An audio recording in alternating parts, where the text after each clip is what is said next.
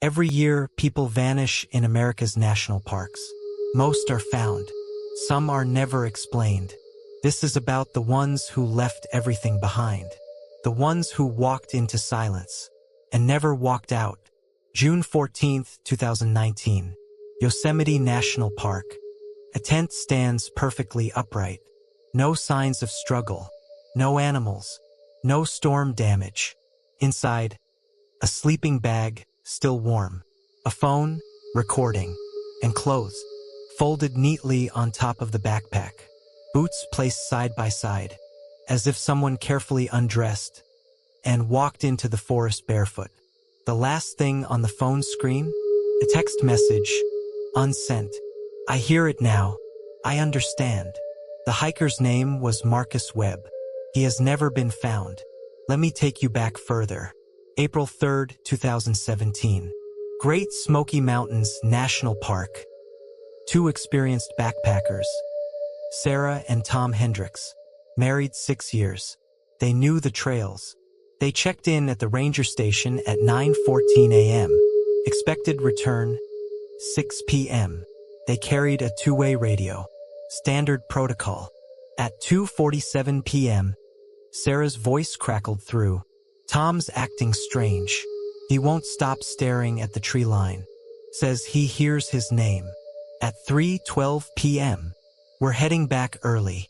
Something's wrong. Tom says someone's walking parallel to us, but I don't see anyone. At 3:41 p.m., he's gone.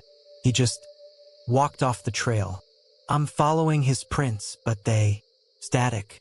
Then nothing. Search teams found their campsite 4 days later. The tent was zipped from the inside. Two radios sat side by side on a flat rock. Both turned off. Their boots were there. Their clothes were there. Folded. No Sarah. No Tom.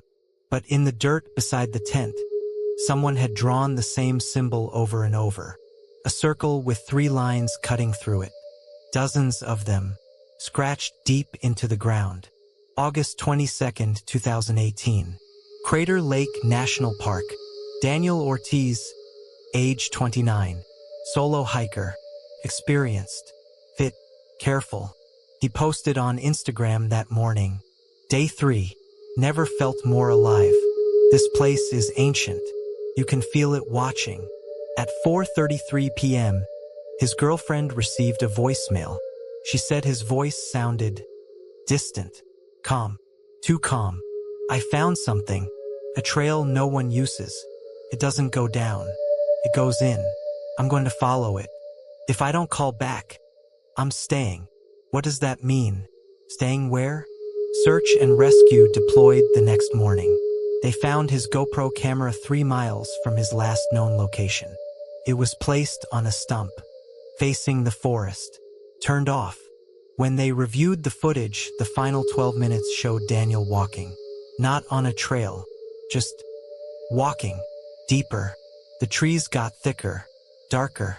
At the 9-minute mark, he stops. He turns the camera toward himself. His face is blank. He whispers, "The forest doesn't hide people. It keeps them." Then he reaches forward and turns off the camera. They found his boots a quarter-mile away. His clothes a quarter-mile beyond that, folded. And in the moss nearby, that same symbol, a circle, 3 lines, carved into the bark of 7 trees, all in a perfect ring. October 9, 2020. Glacier National Park. A group of 4 college friends on a weekend trip. They were documenting everything. Phones, cameras, laughter. On their second night, one of them, Jessica Yen, recorded a video on her phone. The timestamp reads 11:56 p.m. She's whispering, "Something's been following us since this afternoon. We keep hearing footsteps. But every time we turn around, nothing's there." Brad says it's just echo. But it's not echo. Echo doesn't breathe. At 1:14 a.m., another video. This time from Brad. Jess won't stop crying. She says someone whispered her name, right outside the tent. But we're in the middle of nowhere. We're miles from anyone. At 3:03 a.m., the final video. It's just black. But you can hear them, breathing. Then a voice. Not one of theirs. Low, slow, almost gentle. Come out. We've been waiting. Silence. Then shuffling. Then the zipper of the tent opening. Then nothing. Rangers found their campsite 5 days later. For sleeping bags. For phones, lined up in a row. All powered off. For sets of clothes. Folded. And on a nearby boulder, scratched into the stone. That symbol. But this time it was huge. 10 feet across. And beneath it, written in ash. They heard. They came. They stayed. None of the 4 have ever been found. This is where Ranger Ellis Crow enters the story. He's been with the National Park Service for 19 years. He's seen lost hikers, bear attacks, falls, exposure. But these cases, they were different. Ellis started tracking disappearances across all major parks. He found something no one else had noticed. Over the last decade, there have been 47 disappearances that match a specific pattern. Experienced hikers found belongings folded, electronics turned off. No struggle. That symbol. He compiled everything into a file. Dates, locations, names. And when he mapped them, the disappearances formed a shape, a spiral, starting at Yosemite, moving east, getting tighter, getting faster. He showed his findings to the Park Service. They told him to drop it. People get lost, they said.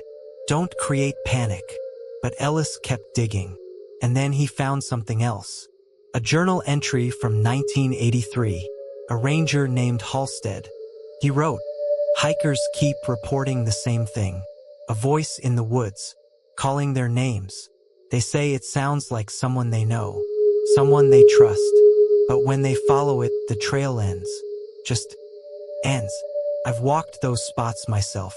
There's nothing there. But I'll be honest, I've heard it too. And it knew my daughter's name. My daughter who died 6 years ago. Beneath the entry, Halstead had drawn it. The symbol. He wrote, "It's not a symbol. It's a doorway." That was his last journal entry. Ranger Halstead disappeared 2 days later. His uniform was found at the edge of a ravine. Folded. Ellis decided to go himself. Yosemite, the first location. He hiked to where Marcus Webb disappeared, the site where the tent had been found. He brought a camera, a GPS, a radio. At 4:12 p.m., he recorded this. "I'm standing where Marcus's campsite was. It's been 4 years. But something's wrong. The trees here, they don't move. There's no wind, no birds. It's completely silent." At 5:03 p.m., I found the symbol, carved into a tree, but it's fresh, like someone just did it. That's impossible. At 6:47 p.m., I hear it, someone calling my name. Sounds like my son. But my son is in Colorado. I know this is wrong. I know it. But God, it sounds just like him. At 7:29 p.m., I'm following the voice. I don't know why. I have to. That was the last transmission. They found his gear 3 days later. His camera was still recording. The footage shows Ellis walking, slowly, calmly, deeper into the forest, until the trees are so thick the light is almost gone. And then he stops. He turns to the camera, and he smiles. Not a normal smile. A smile like someone finally understanding a joke. He says, "It's not a place. It's a choice. And I choose to stay. And I choose to stay." He folds his jacket, places it on the ground, and walks forward into the dark. The camera keeps rolling. For 11 more minutes, it records nothing but trees. And then, at the very end, a voice. Quiet, distant, but unmistakable. The forest doesn't hide people. It keeps them. And the camera shuts off. Here's what they didn't tell you. When they recovered Ellis's footage, the timestamp was wrong. The camera had recorded for 6 hours, but Ellis had been missing for 4 days. Time didn't match. And when they reviewed every single frame, in the background, barely visible, Shapes, standing between the trees. Not moving, just standing, watching. They counted 14. And every single one of them was wearing clothes. Clothes that matched the missing hikers. Marcus Webb's red jacket. Sarah Hendricks's yellow backpack.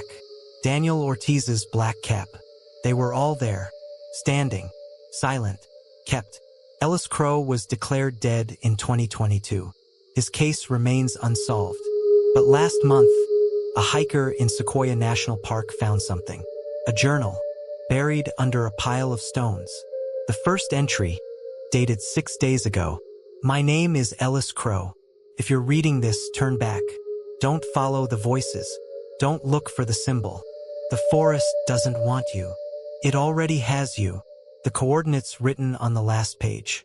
They point to a location that doesn't exist on any map. But 17 people have entered those coordinates into their GPS and started walking. None of them have returned. The forest doesn't hide people, keeps them. If you've ever heard your name called in the woods, leave a comment. Tell me where, tell me when, and if you want to see the footage they don't want you to see, subscribe, because this story is not over.